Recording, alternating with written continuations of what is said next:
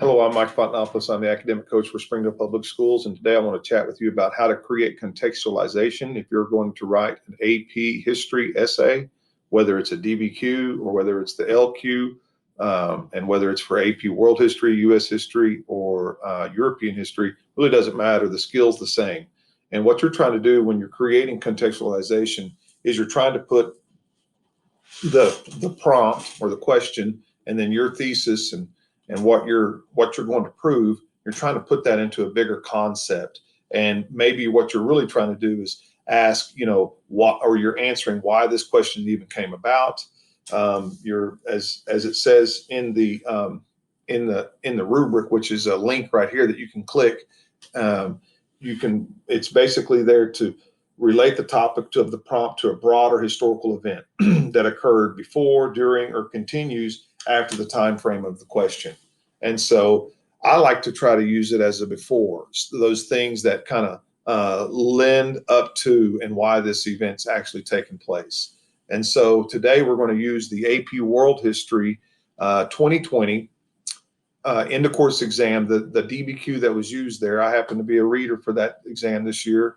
And again, this was my 13th or 14th year to be a reader for the College Board. And so this is what they're looking for on contextualization. And this is what I would suggest to a student on how to do this in the future. And this is the skills that they're kind of looking for. So let's go ahead and jump right in here and see what we can come up with. So we need to relate the topic of the prompt to a broader historical event, as we've already talked about. You can't just create a phrase or think that you're just referencing it and move along and think, well, there's my contextualization. There's no double dipping here. You can't talk about contextualization and then use a bunch of historical facts and think, well, there goes my outside history as well. It's only going to count as one thing. So again, I would, and I'll show you how I do it actually, but I would label it, and I want to turn on a neon light for my reader. And that is to say, some person out there on planet Earth is going to read my essay someday, and they're going to give me the points because I've got it, or they're not. And so I want them to see beyond the shadow of a doubt where my thesis is. I want them to see beyond the shadow of a doubt where my context is. And then you'll be more apt to have a consistent format time and time again when you approach your writing. You try to include it right after your thesis paragraph. That's what I would suggest to you. If you have a different method or format, by all means, do your thing. But this is where I would put it. And I'll show you why here in just a second. So why not start the essay with it? Because you're probably going to start the essay with your thesis. And so I'm going to have a whole paragraph. Let me put this over here. I'm going to have a paragraph 1. That's all thesis. And then paragraph 2 is going to be context. And that's, I'm going to have an indentation and a paragraph that leads to that. And I'm going to have a sentence or 2 sentences that start to transition into this next paragraph of context. And I'll show you how I do that in a second. And I'm even going to mention the word context in that transitional sentence so as to let the person that's reading my essay know that I'm about to write context. And of course, I would always read the docs first. I'll never take this on without reading the documents and sorting them correctly and getting them to where my answer is correctly, because I certainly don't want to put something in contextualization that my docs have already talked about, hoping to think that that's something I'm going to use as some form of history or something like that. But more importantly, I want to be able to answer the question, and I want to be able to enhance that question, enhance that answer, enhance that thesis statement. And so I can't do that until I've read all the docs. So again, it's like the old football coach said, you can't cheat football. You got to run your wind sprints. You got to lift your weights. You got to step with the right foot. You got to use those fundamentals before you can be successful. And it's true with any kind of essay writing too. You can't just pick up a sheet of paper and start writing and think you're going to, just knock this thing out. You got to stop what you're doing. You got to prep and plan probably for 10, 15 minutes before you ever even begin to write. So again, and I would probably even go as to say maybe 20 minutes of prep. And I'm going to say this too. It's glaring. It is glaring when you see students who have planned and prepped their essay and they know what they're talking about and they write with fluidity versus those kids that are just, starting and stopping. They run over themselves. They say the same things over and over, and their essay just doesn't have the quality essay that the other ones do because they didn't take their time and prep. So let's get here and fix this. Let me erase that. So your essay, how should your essay look? And we kind of already talked about that. I'm going to have, again, paragraph 1 is going to be my thesis. And this is paragraph 2. This is for any essay that I write, either the long question or the DBQ. My next one's going to be context. And then my paragraph 3 will be my body paragraph that supports the thesis. If it's DBQ, it's going to be docs, 2 and 3. And then paragraph 4 would be docs. It's more, it's more body paragraph information, and especially like you're fixing to see, you're going to write a comparison essay. So this would be, apples, this would be oranges, this is trucks, this is cars, boys versus girls. Here we're going to talk about non-Western elites that are for modernization versus non-Western elites that are against modernization. There it is. So again, it's always going to be something like that on these essays. You might be writing a CCOT, a change in continuity over time. So this is what's happening. And again, what you're doing there is comparing time. So this is what's happening in 1800. This is what's happening by 1900 and how it got to be that way. And so, it's just, it goes on and on. You're going to use, for me, I'm always going to use this format: thesis, context, body paragraphs. And then in the end, I might have some form of final thoughts, if you will, a leap forward of where we're going, if I can come up with that. But I'm hopefully going to use my transition sentences throughout each paragraph that as leads into each paragraph.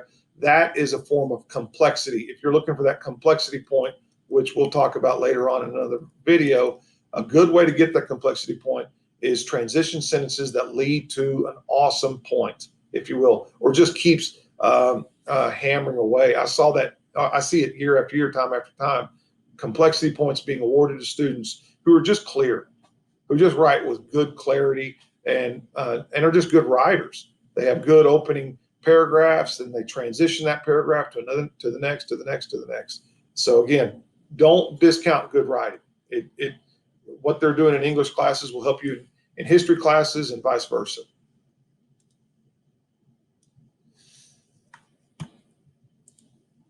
So we're going to use this prompt, and this is the one that we've been talking about. Evaluate the extent to which non-Western elites' approaches to modernizing their societies differ during the period of 1800 to 1900. Again, go back to my thesis video that I have out there, and you can figure out how we got the thesis. We can understand what the evaluate the extent means and all that kind of stuff. And so right now we're going to try and get to where this question may have come from in the world of history, so to speak, because that's going to be our context. So once the docs are sorted and you have an answer to the prompt, you're now ready to wonder why the question was being asked in the first place. Maybe the answer is the Ottoman elites were encouraging and had a positive approach, as did the elite from Afghanistan, whereas the Chinese and the Russians did not. Was this because of distance? Was this because the Ottomans are right next to the Europeans and they really understand what their modern weapon looks like, what their modern trading looks like, what modern governance looks like? Whereas the Chinese people, the Russian people, they might as well have been on other moons and really not known what was going on in the other world. And they didn't care. The Chinese were quite xenophobic, if you will. They were the center of the universe and quite suspicious of the outside world, always had been. So you've got your thesis written, you begin your contextualization, and you begin thinking big picture. You begin thinking, why are we here? Why are we asking this question? And then you can start kind of coming up with your answer. And I'm just going to give you a series of thoughts that come to my mind, And, there on the day of the exam, you might come up with some of these yourself. And so you simply think of the story that the Industrial Revolution leads to, and it leads to American and European imperialism. And that's exactly what this question is getting at, if you will. There's the magical dates of 1800 and 1900. This is the time period when the Europeans are going to take over Africa. This is when Europeans are taking over India. This is when the Europeans are taking over the coastline of China, if you will. And of course, the Americans are going in and out of the Pacific Ocean. They're in and out of the Caribbean themselves. Again, imperialism is everywhere, and again, that's what this essay is trying to get at. The Industrial Revolution drove Europeans and everybody looking for new natural resources. They're looking for customers. They're hoping to create colonies that could feed these companies. We're moving from forms of mercantilism into new forms of capitalism. And again, there's going to be people that reject that. Here comes the new ideas of Marxism and communism. And so there's all these isms, if you will, and everybody seems to be grappling with what do we go with. So enlightened ideas, ship designs improving, military weaponry is improving. Work is different now. It used to be in the car, on the farms, in the countryside, agrarian. It's becoming more and more urban. We're shifting from men and women. We're shifting from slave labor to paid labor. So again, all kinds of things are going on because of this thing, because of Industrial Revolution. So now what we would do is put together a paragraph that enhances your thesis and the prompt. And so this right here, what I've given you here is the last sentence to paragraph 1. This is the last couple of sentences to paragraph 1. If you can imagine, you go back to my thesis video that I made, and that you guys hopefully have taken a look at. Here would be the very last 2 sentences to that paragraph. And it would say, to put these approaches to modernization in context. You can do this with any essay you ever write, because these words that I'm using right here come straight from the prompt. The approaches to modernization. To put this into context, this is telling my reader, I'm now about to give you contextualization. The answer, no doubt, lies in the effects of the Industrial Revolution. And there is a good answer right there. If you were to stop writing, your pen ran out of ink, you might just get context right there. But again, we go back to that thing. It can't be just a phrase or a reference. It's got to be more than that. So here comes my whole next paragraph. What this really is doing is helping me. It's leading me to this next paragraph, which is coming up now. And there it is. Since the 1750s, this is my context paragraph now. Here. And so since the 1750s, the Industrial Revolution encouraged the European explorer, and I'm not going to read all that to you. You can pause the video and read it yourself. And again, if you came up with just a little bit of this on your own, I think you're going to be doing great. I read so many from kids this year that was so much better than this. Here, I'm starting to mention Japan, which was never even talked about in the documents, which is great outside historical information. If I allude to that and expand upon that later on in the body paragraphs, I'll get that point too. I won't get it here because I can't double dip. But again, you can start to see here, and then the distant Chinese and Russians seem to rely on their old customs rather than be dazzled by the new methods of business.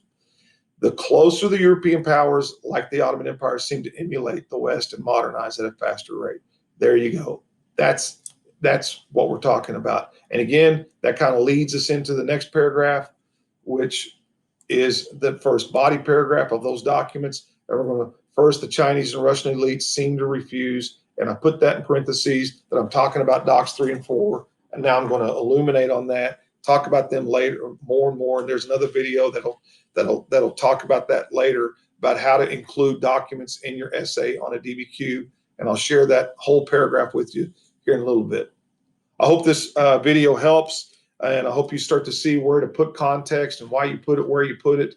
It's the second paragraph. It's not the first paragraph. The first paragraph is set aside, quite frankly, for the thesis. That's what readers are trained to read and see it. It's either in the first paragraph or the last paragraph. And I would just tell my reader that it's coming up. I would put the word context in there and let them know that that's it, and here it comes. And again, that you'll get that point. So again, now you've got 2 points. You've got your thesis point, your contextualization point. Hope this helps. Be looking for other videos, and all the best to you in your AP history classes.